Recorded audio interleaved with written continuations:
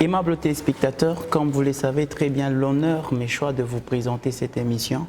Vous savez, nous sommes en train de parler, nous sommes dans l'émission Alpha Lumière. Cette émission a pour philosophie de vous remettre à la première lumière. Nous sommes en train d'évoluer dans une suite logique des enseignements que nous sommes en train de prendre. Nous sommes en train de décortiquer point par point, avec un grand thème, les signes caractéristiques du vrai salut. Aimables téléspectateurs, pour vous qui nous avez suivis depuis le premier numéro, c'est bien sûr les enseignements que nous sommes en train de donner. Et jusqu'à présent, nous sommes au 4e point.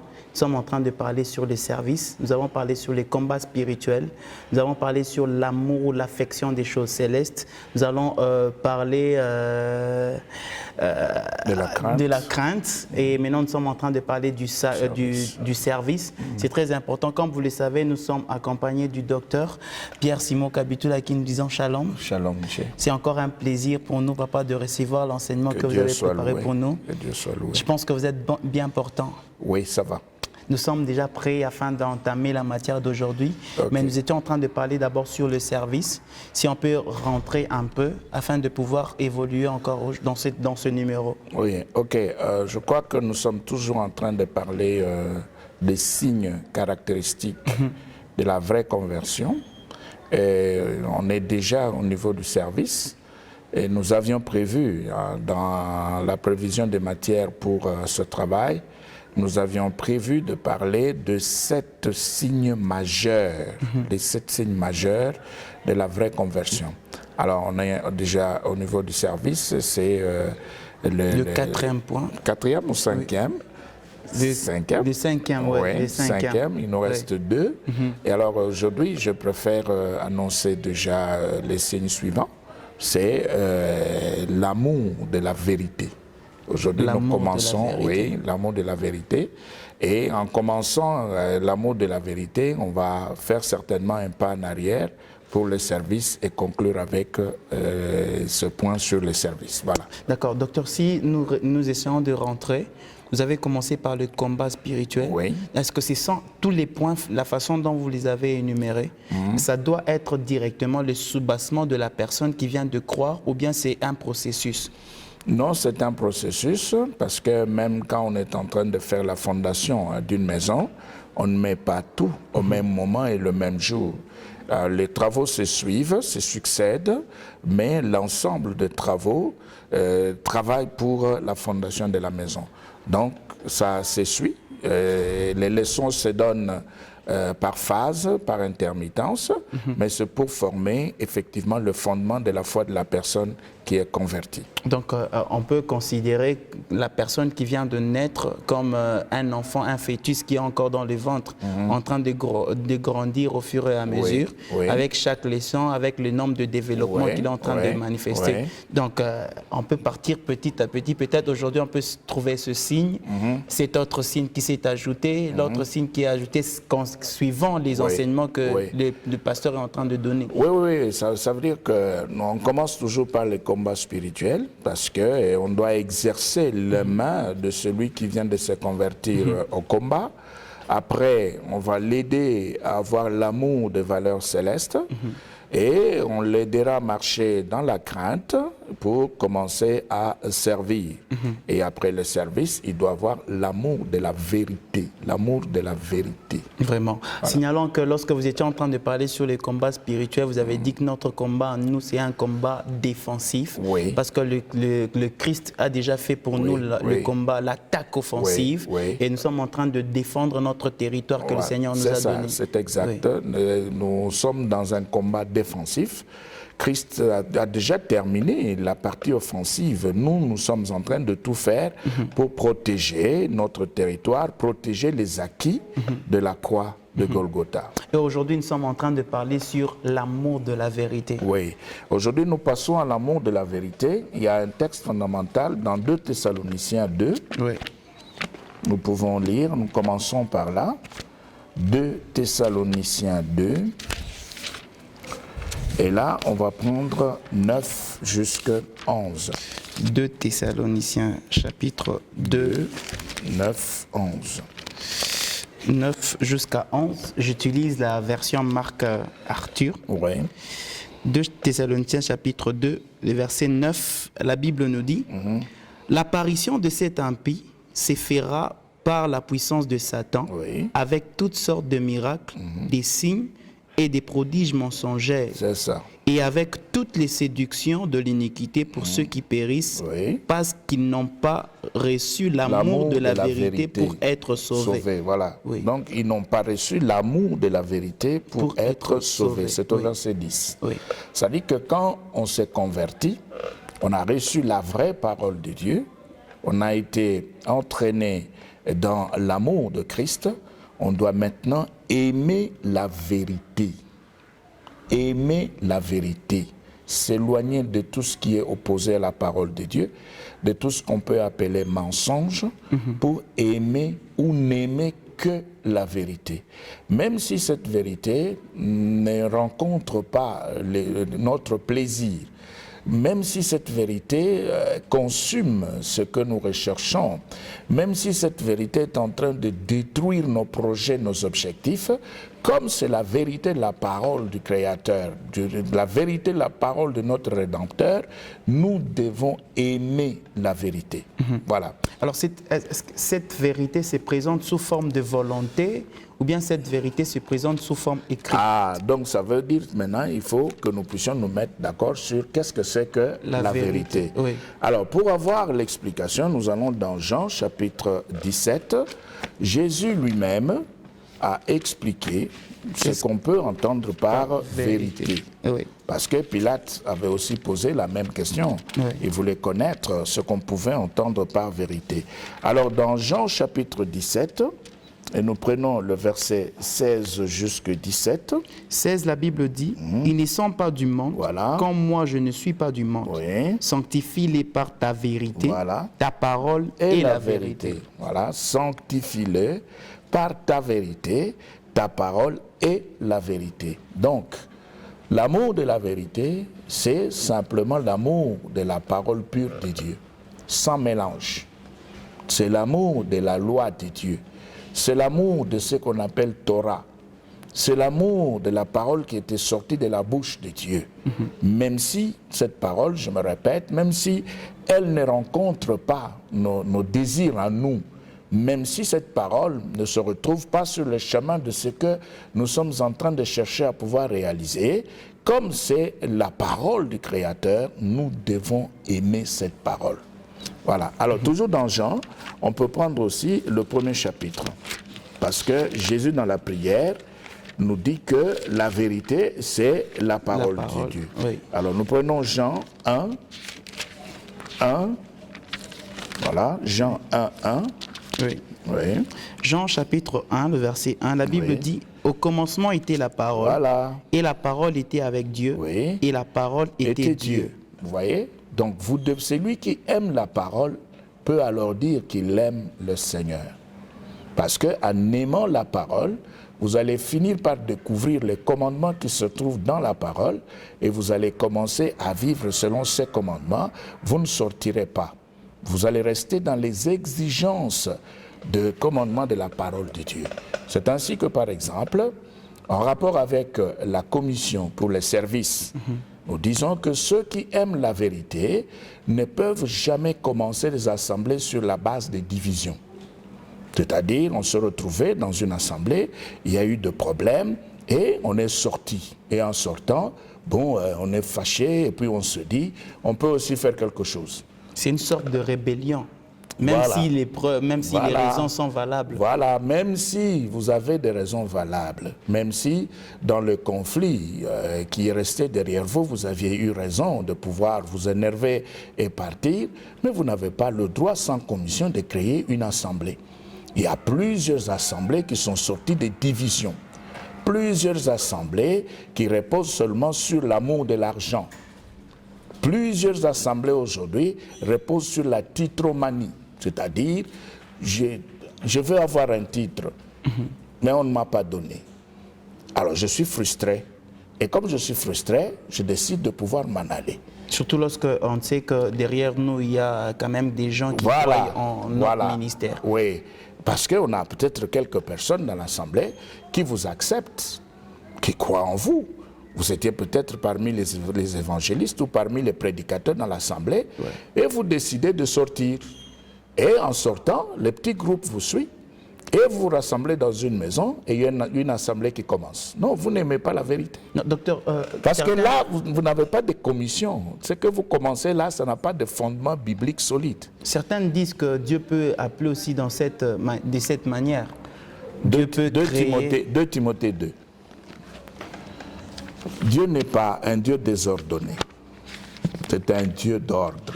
Oui, mais il coordonne les circonstances et les temps. Oui. Donc peut-être vous avez été retenu, vous avez une commission, mais le pasteur ne vous a pas libéré. Il crée une circonstance, non, il lève les reculons pour que vous puissiez découvrir que même pendant la tempête... Ce que Dieu crée, c'est la persécution pour disperser les ministres.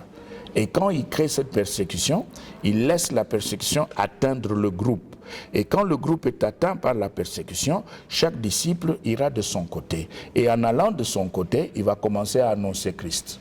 C'est ça ce que Dieu crée. Oui. Mais Dieu n'est pas derrière les conflits que nous avons dans les églises à cause de l'argent, à cause du tribalisme, à cause des titres.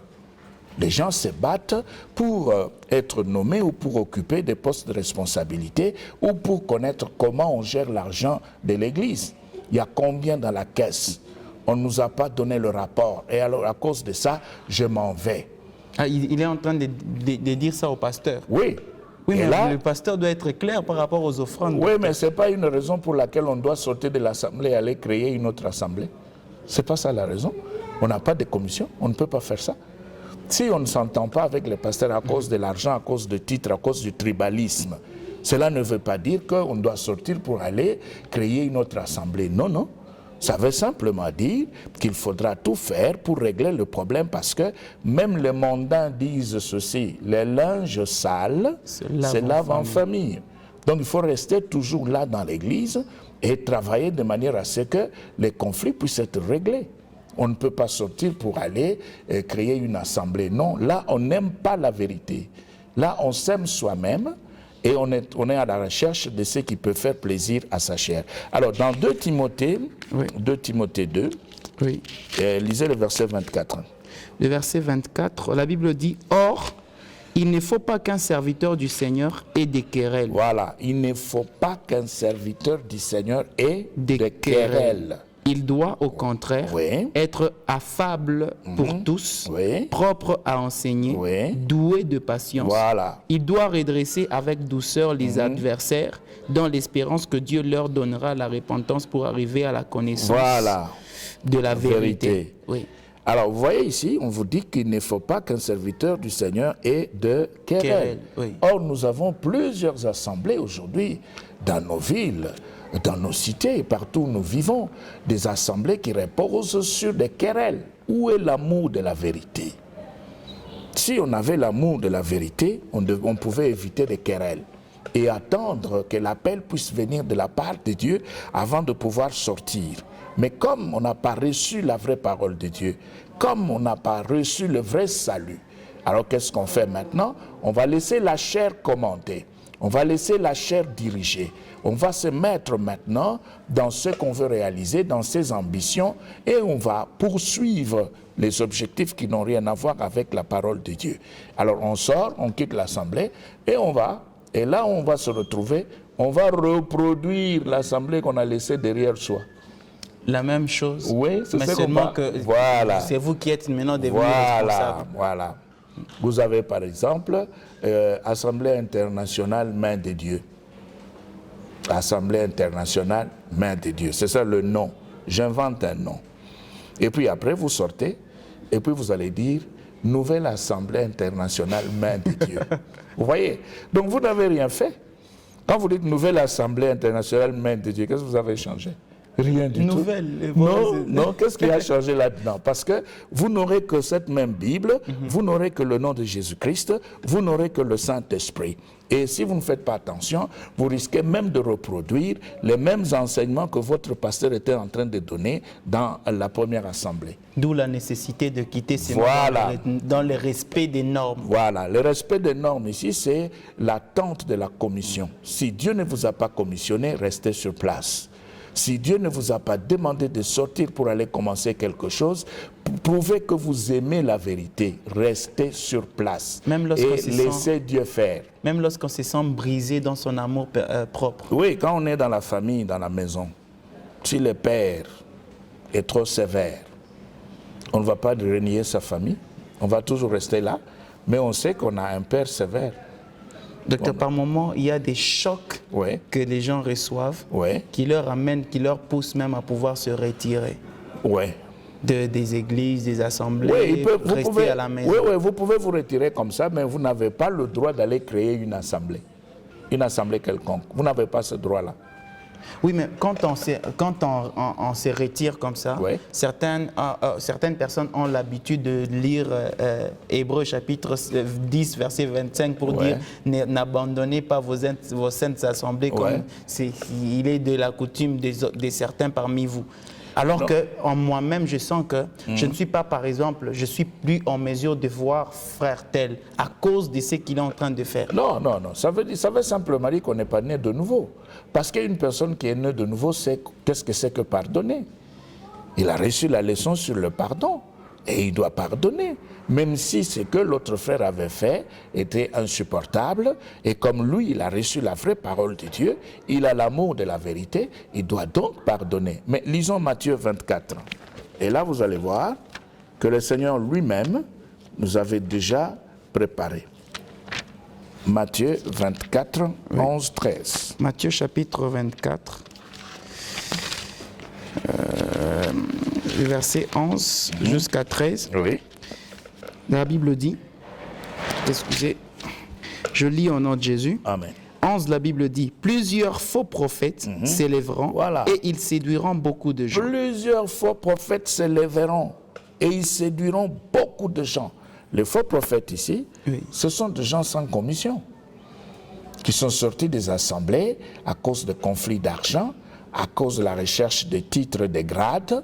Ils sont sortis à cause du tribalisme. Mais maintenant, quand ils se retrouvent à l'extérieur, il y en a qui commencent à inventer des prophéties pour attirer les gens. Et puis, c'est ainsi que nous avons vu des prophètes venir voir les démons dans les armoires, dans les meubles, dans la maison, dans les fauteuils. Ils vous disent qu'il y a des démons ici et de gros démons qui se sont déjà multipliés, qui ont même des enfants. Vous voyez, nous avons reçu ce genre de prophéties dans nos maisons. Tout ça pourquoi? On est parti, on a quitté une assemblée. Maintenant, on se retrouve sur la rue. On veut reconstituer la première assemblée qu'on a abandonnée pour prouver à tous ceux-là qui étaient restés et surtout aux pasteurs responsables qu'on est aussi capable de faire quelque chose. Alors ici, déjà à ce niveau, nous voulons dire ceci. Si vous étiez mal sorti, c'est-à-dire sur la base d'un conflit, d'une division ou des querelles, parce que vous vouliez devenir premier ancien, mais c'est quelqu'un d'autre qui a occupé la place, et vous êtes parti, vous avez créé une assemblée. Si vous voulez rester dans la bénédiction de Dieu, dans la voie de Dieu, vous êtes obligé de rentrer, de ne pas supprimer l'assemblée, mais de rentrer pour la réconciliation avec les pasteurs qui étaient restés, et vous devez faire la prière pour une main d'association, et puis vous repartez pour continuer votre travail. Si cela n'est pas fait, Dieu n'est pas avec vous. Docteur, vous avez utilisé le mot « obligé ». Oui, obligé, oui. Je répète, obligé. Oui, maintenant, si cette personne-là croit bien faire, et que même dans son ministère, il a accompagné des signes de la présence de Dieu, il est toujours obligé de rentrer afin de réconcilier. Rentrons alors dans... Bon, terminons d'abord Matthieu 24, vous allez voir. À 12, la Bible dit, et parce que l'iniquité s'y sera accrue, l'amour du plus grand nombre se refroidira. Voilà, 13. Mais c'est lui qui persévérera jusqu'à la fin sera sauvé. Alors vous voyez au verset 12, le Seigneur dit, et parce que l'iniquité se sera accrue, la charité du plus grand nombre se refroidira. Et quand il y a accroissement de l'iniquité dans l'assemblée, eh bien il y a deux problèmes. Et cela veut faire voir que la base est mauvaise, la fondation est mauvaise. Mais maintenant, pour répondre à votre question, nous pouvons prendre Matthieu 7, 21. Vous allez voir, 7, 21. Le Seigneur répond. Ceux qui me disent, Seigneur, Seigneur, n'entreront pas tous dans le royaume des cieux. C'est ça. Mais seulement celui qui fait la volonté de mon Père qui est dans les cieux. Oui, allons-y. Oui. Plusieurs me diront en ce jour, Plusieurs me diront en ce jour-là. Seigneur, Ouais, Seigneur, ouais. n'avons-nous pas prophétisé par ton nom? Donc, on peut avoir des prophéties. Là, on est parti. On peut prophétiser, mais ça ne veut rien dire. On peut prophétiser tout en étant sur une mauvaise base. Mais on prophétise. Parce que l'homme peut prophétiser par son esprit, il peut aussi prophétiser par l'esprit de Satan, tout comme aussi on peut prophétiser par l'esprit de Dieu. Donc la prophétie n'est pas un signe de la présence de Dieu directement. Non, l'amour de la vérité. Si l'amour de la vérité soutient ce qu'on est en train de faire, alors là maintenant la prophétie peut être considérée comme étant un signe révélateur du vrai salut. Alors ici, on peut ajouter, avancer, 22. 22, la Bible dit, nous étions à 22. Oui. Et n'avons-nous pas fait beaucoup de miracles par ton nom? Vous voyez? Alors je leur dirai ouvertement, Oui. je ne vous ai jamais connu, Mais ils ont retirez-vous de moi. prophétisé, ils ont fait des miracles, ils ont chassé les démons. Mais maintenant Jésus dit non, je ne vous ai jamais connu. Pourquoi? Eh bien il répond au verset 23. 23, alors Oui. je leur dirai ouvertement, je ne vous ai jamais connu, Oui. retirez-vous de moi, vous qui commettez l'iniquité. Voilà, vous qui commettez l'iniquité. Ça veut dire quoi? Ça veut dire que si vous n'avez pas l'amour de la vérité, vous ne pouvez pas aimer la parole de Dieu. Vous ne pouvez pas pratiquer la parole de Dieu. Vous ne pouvez pas rester dans les limites de la parole de Dieu parce que vous n'avez pas l'amour de la vérité. Vous allez chercher à faire des choses pour vous faire plaisir. Vous allez chercher à faire des choses pour atteindre vos objectifs à vous. Vous allez utiliser la parole de Dieu pour ce que vous voulez faire. Et la parole est là, elle se laisse utiliser par n'importe qui pour n'importe quel objectif. Comme l'apôtre Paul dit, ils Ouais. ont pour ventre, Ah, et wow. ils ont pour ventre, Oui, c'est-à-dire qu'ils sont en train de travailler pour leur ils ventre. ont pour Dieu leur leur ventre. Oui, oui. C'est ça. C'est-à-dire que tout ce qu'on va faire quand on est déjà sorti sur la base de conflits, sur la base de querelles, sur la base de divisions, sur la base du tribalisme, tout ce qu'on va faire à l'extérieur, tout est faux. Tout est faux. Il faut rentrer Docteur. et remettre de l'ordre. Docteur, sur quelle base? Parce que, on ne sait pas. Quand vous dites tout est faux, Oui. je vous ai dit que Dieu peut se servir de certaines circonstances. Peut-être quelqu'un peut comprendre plus tard que c'est vrai, ils étaient en erreur Ouais. et il revient. Ouais. Ou celui-ci peut encore continuer parce que, imaginez-vous, j'ai un père qui est sorcier. Oui. Et puis je demande à ce que je puisse sortir, il refuse. Mais j'ai dit ceci. Dieu se sert de la persécution. La persécution, c'est une poursuite injustifiée qui vient de l'extérieur. L'homme est poursuivi. Et cet homme qui est poursuivi peut alors se déplacer, fuir. Et Dieu permet cela pour permettre à un groupe qui commençait à devenir inutile à pouvoir sortir pour aller continuer l'évangélisation. Amen. Ça vient de l'extérieur et ça poursuit l'homme à l'intérieur. Mais ici, je suis en train de parler de ce qui se passe à l'intérieur, dans le groupe. Oui. Tu es dans le groupe, tu veux devenir chef. Ça, c'est la persécution. Tu es dans le groupe, tu veux connaître comment on gère l'argent de l'église. Ça, c'est pas la persécution. Tu es poussé par la cupidité. Dieu n'est pas là. Tu n'as pas l'amour de la vérité. Tu es dans le groupe, tu te dis, comme le pasteur est de ma tribu, donc je dois devenir chef. Ça, c'est pas la Comme persécution. vous avez dit, premier ancien. Voilà, Comme tu dans veux un devenir gouvernement, premier ancien. ouais. Tu veux devenir première diaconesse. Non. Ça, ce n'est pas la persécution, ça, c'est à l'intérieur. Et à cause de ces choses, les gens prouvent qu'ils n'aiment pas la vérité de la parole de Dieu. Et ils sortent, il y en a qui sont sortis comme ça, qui ont créé des assemblées. Certaines assemblées continuent à fonctionner, d'autres ont disparu tout simplement. Et ces gens, il y en a même qui sont rentrés dans le monde, qui sont redevenus 2 fois païens.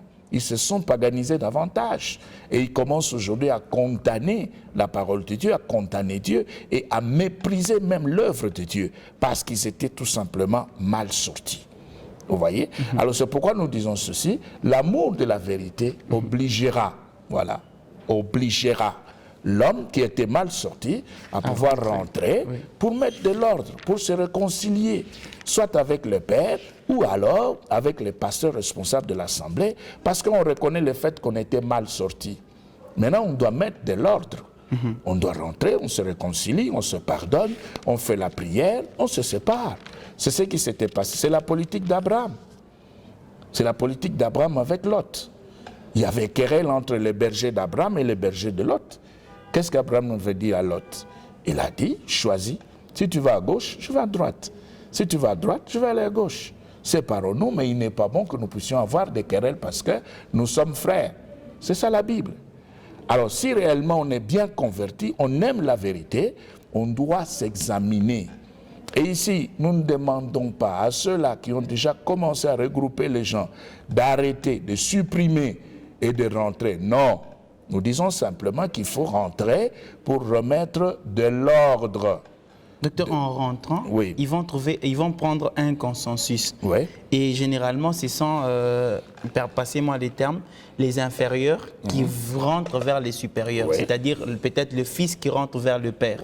Et en tant que père, il peut avoir des conditions, certaines conditions qu'il peut poser à son fils qui rentre.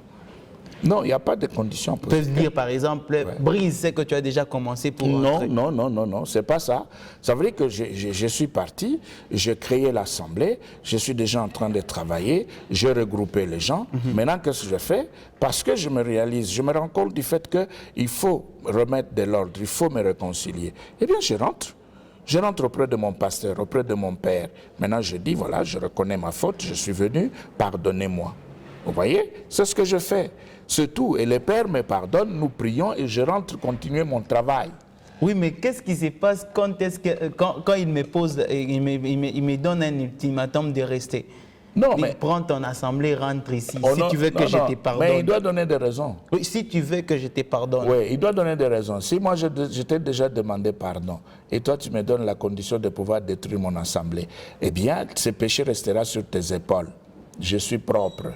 J'ai obéi à la parole, j'ai manifesté l'amour de la parole de Dieu, et bien maintenant je peux sortir et continuer mon travail, il n'y a plus de blocage. Donc c'est que vous nous dites aujourd'hui, il y a des fâcheuses conséquences qui accompagnent toute personne qui quitte une assemblée sans la bénédiction, l'approbation de son pasteur. Non, je veux dire pas la bénédiction et l'approbation. Je veux dire de gens qui sortent sur la base de conflits, de divisions, de querelles, de la recherche des titres, ce que j'appelle titromanie. Ouais, les Congolais, nous aimons beaucoup les titres. Quand on dit vous êtes évêque, ça ne sonne pas bien. Vous voulez changer le mot évêque en anglais, bishop. Quand on dit bishop, alors là, vous sentez que vous devenez beaucoup plus spirituel. Nous aimons les titres. Et pourtant, bishop, ça veut simplement dire évêque, c'est tout. Et on va plus loin. On dit non, il faut être appelé évêque général. Bon, toi, tu es évêque général. Où se trouve l'évêque colonel? Où se trouve l'évêque caporal? Où est-ce qu'il est? Vous voyez, ça pose le problème. Tout ça, pourquoi? Parce que nous aimons les titres. Mais maintenant, si sur la base de la recherche des titres, ça n'a pas marché entre nous dans l'assemblée, je sors. Mais je ne suis pas obligé d'aller créer une assemblée, de regrouper les gens. Parce que dès qu'on se met dans une maison, on est à 4, on commence à chanter, les gens vont venir. Les gens vont venir et on peut mentir. Ah, nous commençons et Jésus est au milieu de nous et il a dit, etc. Ou 2 ou 3. Voilà, on peut mentir alors qu'on était parti sur une mauvaise base. C'est pourquoi je dis, celui qui était sorti de cette façon-là est dans l'obligation de pouvoir rentrer. Il y a même des gens qui ont volé des assemblées. Le pasteur voyage, il vous laisse à la tête de l'assemblée. Quand il revient, voilà, un coup d'état là, vous chassez le pasteur. Vous inventez des motifs, vous mettez le pasteur dehors. Et quand il revient, il ne peut plus se retrouver dans l'assemblée. Il n'a plus de place. Et vous restez là, vous pensez que Dieu sera toujours avec vous. Non, ça ne peut pas marcher comme ça. Donc c'est les visionnaires qu'on a mis à la porte. Oui, Et maintenant la vision va continuer. Voilà, on n'a pas l'amour de la vérité. Si on avait l'amour de la vérité, on allait laisser les pasteurs visionnaires rentrer, s'installer. Et s'il a des erreurs dans sa façon de vivre ou de travailler, eh bien on cherche les gens de son niveau pour qu'ils puissent les rencontrer, parler avec lui, afin de pouvoir les récupérer et continuer la marche. Docteur, ce n'est pas les anciens qui vont s'élever, papa pastel, Non. imam boy. Non. Les églises, les assemblées n'appartiennent pas aux anciens. C'est le pasteur qui établit les anciens. Oui. Maintenant, une fois établis, les anciens veulent maintenant chasser les pasteurs. Non, c'est un désordre. Ça ne se passe pas comme ça. Comment est-ce que toi, tu peux chasser celui qui avait prié pour toi et qui t'a établi? Si tu le mets dehors, c'est que toi-même, tu es derrière lui. Parce que tu l'as chassé. Même si tu restes dans l'église. Non, vous sortez, vous êtes partis ensemble. Parce que c'est le pasteur qui a établi, c'est le pasteur qui a prié. Maintenant, vous chassez l'organe qui a installé. Mais vous restez avec quoi? Vous restez dans quoi? Vous êtes dans le vide. Ça ne se passe pas comme ça. Les anciens n'ont pas ce pouvoir-là. L'Église n'appartient pas aux anciens. L'Église appartient à Jésus-Christ. C'est lui qui est la tête. Et si on reconnaît le fait que l'Église appartient à Christ, on doit aimer la vérité de la parole de Dieu. Amen. Il faut pratiquer ce qui est ici. C'est pourquoi je ne cesse de parler du mariage. La pratique actuelle de mariage dans les églises. On devait revenir, docteur, pour nous montrer la pratique juive. Oui, c'est trop long. La pratique juive est trop longue. Regardez, quand Jacob est allé travailler chez Laban, oui, pour avoir Rachel, Jacob a versé une dot de 7 ans de service. Et quand il termine, qu'est-ce que Laban a fait? Laban va prendre Léa, l'aîné, oui, et il va donner à Jacob. Oui. Mais maintenant, quand Jacob reçoit Léa, regardez, Jacob va passer la nuit avec Léa sans reconnaître que c'était Léa. Et Jacob va découvrir le fait que c'était Léa qui était venue à la place de Rachel le matin. Ça veut dire quoi? Ça veut dire que dans le style juif de mariage, on donnait l'épouse ou la mariée voilée, totalement voilée, de sorte que le mari ou celui qui prend la femme a des difficultés à pouvoir identifier le visage. Vous voyez? C'est ça le style juif. Mais chez les Romains, c'est tout à fait le contraire, parce qu'on s'inspire des pratiques de la déesse Vénus. Et c'est ainsi que vous allez voir, on commence à faire porter des marinières. Vous voyez? C'est le style de Vénus. Vous avez une robe blanche, sans manches, qui arrive juste au niveau de la poitrine. C'est tout, le dos est tout à fait nu. Et une longue queue. Vous voyez? Ça, ce sont des pratiques romaines qui n'ont rien à voir avec les Écritures. Et maintenant, pour vous donner le style chrétien, parce que vous aimez trop de recettes. C'est important, docteur, parce que vous êtes en train de nous montrer. Vous aimez trop de recettes, vous ne voulez pas faire de recherches et lire la Bible. C'est ça votre problème. Alors, pour vous donner le style chrétien se trouve dans Hébreux 13, verset 4. Lisez. Aimables téléspectateurs, mariage. Hébreux 13, verset 4. Tout ce que vous voyez là, on a loué la robe de mariage, on a loué la salle. Tout ça, c'est rien. Vous faites des dépenses pour rien. Vous louez des salles et puis le jour suivant, vous commencez à crever de faim. Hébreux 13, verset 4. Que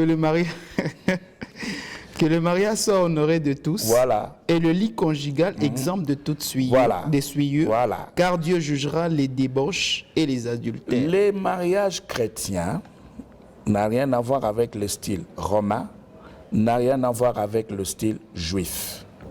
Le mariage chrétien, c'est simplement une présentation dans l'assemblée. C'est-à-dire le couple arrange tout en famille. C'est l'affaire de la famille. Ce n'est pas l'affaire de l'Église, c'est l'affaire de la famille. C'est la famille qui prononce la bénédiction. Genèse 24, 60, 61. Allez-y. Allez-y, lisez.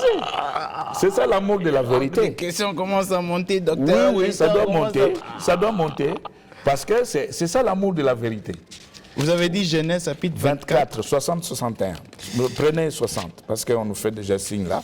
On est vers la fin. 60, 60. Vous avez dit 24. 24, 60. 60, la Bible dit, ils bénirent Rebecca. Ils bénirent Rebecca. Et lui dire, ô notre sœur, puisses-tu devenir des milliers de myriades. C'est la famille qui prononce la bénédiction. Ça n'a rien à voir avec les pasteurs. Vous allez voir aujourd'hui un pasteur qui est mieux habillé que les frères qui se marient. De sorte, à un moment donné, on commence même à confondre, on pose la question entre les pasteurs et les frères qui est debout là, qui épouse. Parce que le pasteur est richement habillé, il dépasse même les frères qui viennent de se... Non, c'est pas correct. C'est pas correct, Donc, Michel. ça, c'est la première bénédiction. Oui, ça veut dire ceci. Oui. Ça veut dire que l'histoire se passe en famille. On s'arrange. Les frères qui se marient voient l'épouse, rencontrent la famille, fait tout ce que la famille voudra. Et selon ses possibilités, il peut organiser la fête. Il n'est pas obligé de le faire, selon ses moyens. Il n'est pas obligé d'aller louer ceci, de louer l'orchestre, de louer les limousines. Non! Ça, ce sont des dépenses inutiles.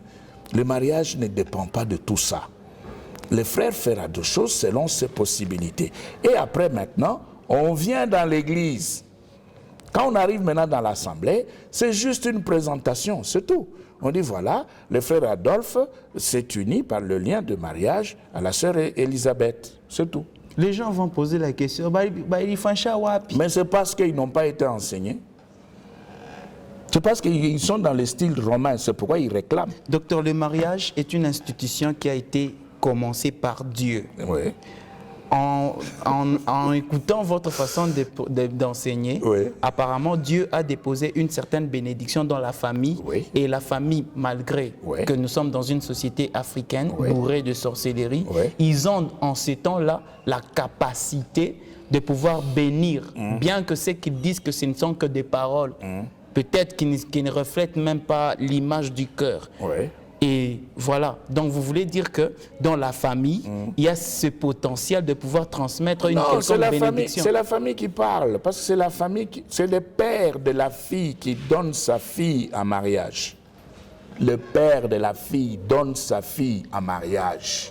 Oui, mais maintenant, si ce père est sorcier, vous pensez que la sorcellerie ne se trouve pas dans le sang de la fille? La fille porte déjà la sorcellerie dans son sang. Non, chacun mourra pour son péché. Mais justement, c'est ce que je dis. Maintenant, quand la fille va se convertir, eh bien, elle va connaître une nouvelle naissance et l'héritage spirituel négatif de sa famille, cet héritage va disparaître à cause de la nouvelle naissance, à cause du sang de Christ. Mais ici, c'est la famille qui bénit. C'est la famille qui peut aussi demander à l'Église, à l'occasion de la présentation, la famille peut demander à l'Église de s'associer pour prononcer la bénédiction pour le couple. C'est tout, c'est la famille qui demande. Donc vous voulez dire que l'Église n'a pas de rôle primordial? Ça ne concerne pas l'Église. Il n'y a aucun verset, aucun texte. Il n'y a rien ici. Regardez, Jésus arrive aux noces de Cana. La famille ne l'avait pas intéressé à la bénédiction. Est-ce qu'il s'est improvisé? Quand même, on l'a demandé qu'à ce il est resté là. Il n'y a plus de vin. Non, il devait faire ça parce qu'il devait prouver que le christianisme est au-dessus du judaïsme. C'est pourquoi il a fait ça. Il a produit le vin. Vous voyez? Et même si les Juifs avaient remarqué la provenance de ce vin-là, les Juifs n'allaient pas boire. Parce que ce vin sortait des vases de purification. Vous voyez, l'eau qu'on utilisait pour la purification, c'est cette eau-là que Jésus avait transformée. Et si les Juifs l'avaient remarqué, si le bruit s'était répandu, ils n'allaient pas boire, parce que vous connaissez la rigueur des Juifs en ce qui concerne la purification. Vous voyez? Donc c'est pour dire ceci, il se retrouvait dans ce noce, il n'a pas béni. Il n'a même pas prié, il n'a même pas béni de loin. Que Dieu vous bénisse. Non, il n'a pas fait ça. Il n'a pas fait ça. Il a seulement créé le vin. C'est fini, les gens ont bu. Et puis l'ordinateur dit, ce vin. Bon, ok. Donc l'église n'est pas concernée. Laissez, il ne faut pas mentir, il ne faut pas tromper les gens. Arrêtez cette affaire-là. Ce n'est pas biblique. Le système juif. Arrêtez cette affaire-là, le système romain. Arrêtez. Arrêtez le fait de regrouper les gens en mariage, ceci et cela, vous faites faire des dépenses aux gens, vous faites ceci. Non, laissez ça. Laissez ça. Quelqu'un peut se marier en babouche. En babouche. Il vient là en babouche, chemise manche courte. Il se met là, en polo. Les vêtements n'ont rien à voir. Ça n'a rien à voir. Il est en polo, il se met là debout. Il se met debout et puis c'est fini. Devant le beau-père. Oui, comment? Le beau-père fait quoi? Aimable téléspectateurs, on est obligé de couper par ici. Quand même, retenez, aujourd'hui, nous avons parlé sur l'amour de la vérité. Alors, toute personne qui reconnaît être née de nouveau doit avoir ce que l'on appelle l'amour de la vérité. Oui. Et la vérité, on vient de nous dire, selon Jean chapitre 17, c'est la parole de Dieu. Car au commencement, Dieu s'est fait chair, Dieu s'est fait chair, et il a habité au milieu de nous, il s'est manifesté, lui qui était parole. Alors c'est la parole qui est la vérité, nous devons aimer cette parole. C'est ça. L'ensemble de la parole, pas la moitié de la parole pour en faire des prétextes. Oui. Merci beaucoup, docteur. Que Dieu vous bénisse. Sinon, la suite, soyez toujours branchés et nous sommes en train de continuer selon le programme que vous êtes en train de suivre sur cette chaîne. Nous vous bénissons, nous vous disons merci et restez fidèles à notre programme. Shalom chez vous. Shalom chez vous. Merci.